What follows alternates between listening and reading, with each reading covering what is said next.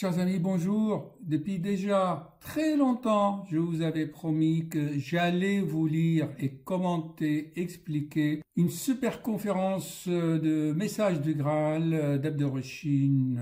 Mais avant, le destin a voulu que ce soir même, sur une des chaînes de télévision, j'ai pu voir une super documentaire sur les trous noirs et les récentes découvertes. Alors, si vous tapez conférence, l'univers du message du Graal, comme je vous avais souvent expliqué que ce message maintenant est libre de droit parce que ça remonte au siècle dernier et chacun peut l'éditer à sa guise. Vous trouvez plusieurs éditions. Par vous-même l'édition qui vous convient, qui vous conviendrait. Vous me trouvez aussi, moi aussi, maintenant, Google me référencie en quelque sorte, voyez, là et là, vous trouvez ces deux conférences sur ma chaîne. Allons-y, sans tarder, regardez ce super documentaire et après je vous lirai, comme promis, la conférence L'univers de Message de Graal, écrit par Abderrachid dans les années 1900, je crois qu'il avait commencé à écrire vers les années 1923,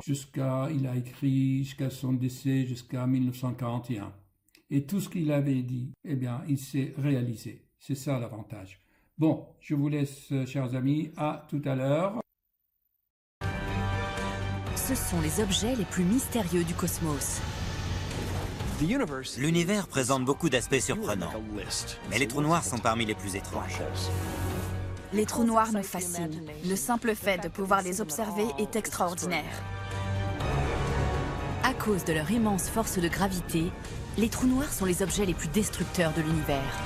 Ils peuvent déchiqueter une étoile en quelques secondes. Mais ils ont une autre facette. Ce ne sont pas des objets abominables et dangereux. Ce sont des éléments formidables et mystérieux de l'univers. Pour dévoiler les secrets des trous noirs, nous allons les décortiquer. Nous découvrirons comment ils se forment, ce qui se passe quand deux d'entre eux entrent en collision, et nous verrons comment un jour, l'homme pourrait voyager à travers un trou noir.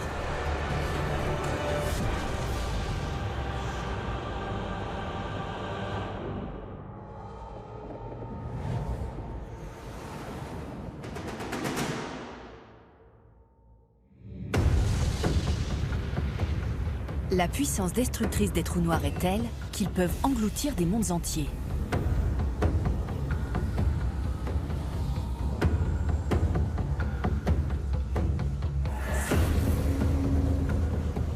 Depuis des décennies, leur force nous fascine.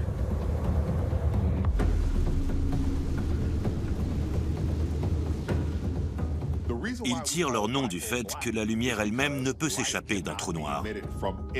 C'est un cul-de-sac. La lumière y pénètre mais ne peut pas en sortir. Se retrouver à proximité d'un trou noir serait terrifiant. Ils peuvent engloutir des quantités phénoménales de matière.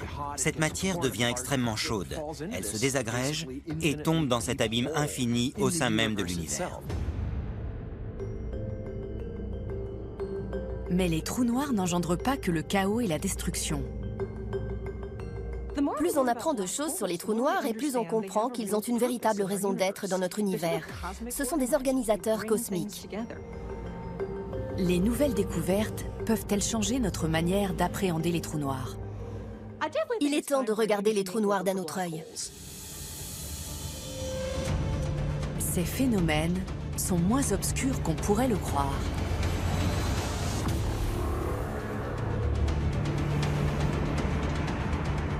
Traversons le voile de poussière glacée qui les entoure. Aucune lumière ne peut s'échapper. À l'intérieur, les lois du cosmos volent en éclats.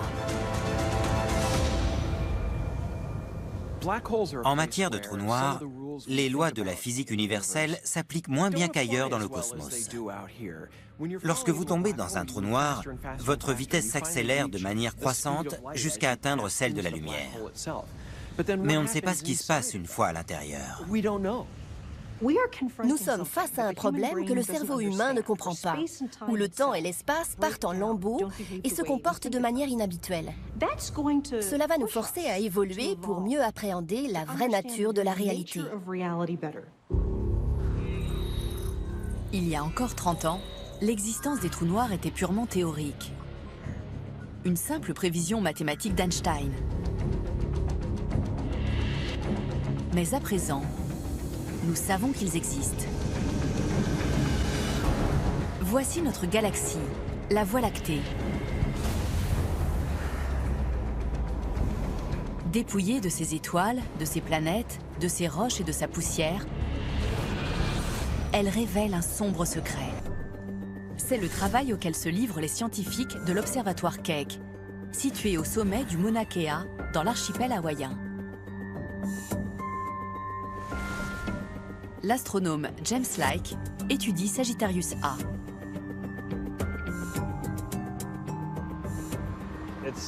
C'est très rare de trouver un trou 50e de l'épaisseur d'un cheveu. C'est donc un espace microscopique.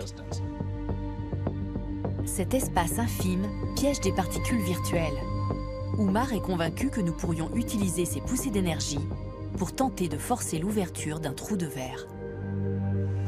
C'est une frontière. Nous essayons de comprendre des phénomènes physiques et des propriétés de la nature qui font encore débat. C'est ce qui est passionnant. L'appareil d'Oumar ne génère que des forces infimes. Mais une version agrandie pourrait fonctionner. Pour provoquer l'ouverture d'un trou de verre, il faudrait construire une sphère métallique de plusieurs millions de kilomètres de diamètre. Puis en construire une autre à côté, les deux n'étant séparés que par le diamètre d'un atome. Enfin, il faudrait faire chuter les deux sphères dans la gueule d'un trou noir. Alors, nous pourrions voyager vers les coins les plus reculés de l'univers. Lorsque l'humanité a su étendre les limites de ses voyages et qu'elle s'est trouvée en situation de découvrir, d'observer et de comprendre, cela a toujours débouché sur de nouvelles connaissances que nous avons utilisées pour améliorer la qualité de vie des hommes.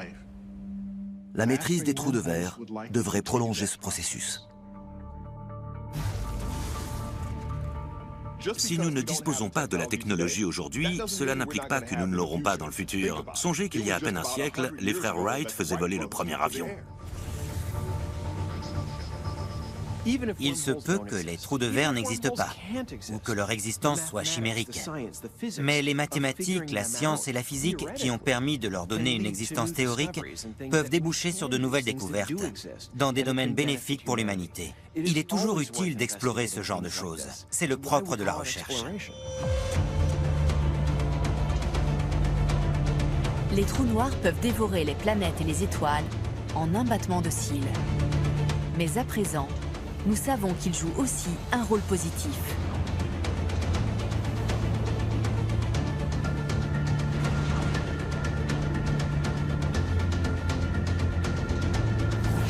Ils façonnent les galaxies et les contrôlent. Ils maintiennent l'ordre dans le cosmos. Et un jour, ils pourraient nous propulser jusqu'aux confins de l'univers.